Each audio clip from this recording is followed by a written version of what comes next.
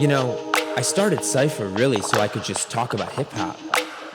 I started listening to rap music in middle school and then got really into the culture of hip-hop in high school, and I remember I connected with it differently than I did other styles of music when I first started listening to it. You know, I remember growing up like so close to Detroit, I just loved the energy.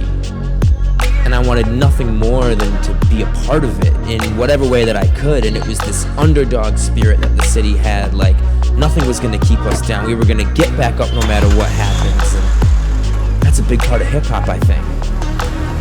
So in a lot of ways, Detroit really helped me find a musical identity of my own. And for me, hip-hop and rap became like self-expression. And it was the one thing that I had that I felt like I could really call my own.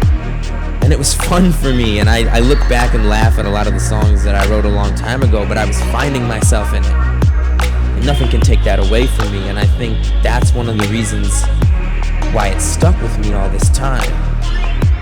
It really drove me, and it did change me. Like, I started to learn how to really listen to it, where it came from, what these artists really mean.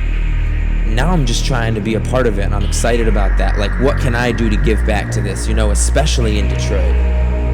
Since I feel like it's already done so much for me in terms of influence, it's exciting for me now that Cypher can be the vehicle for me to be a part of hip-hop in my own way.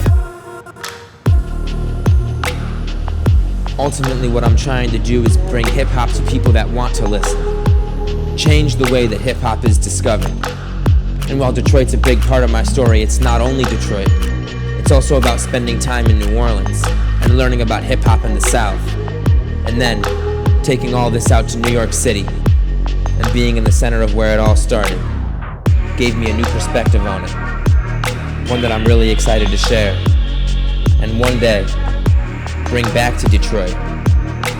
And people will see the city different. This is my story. This is Cypher.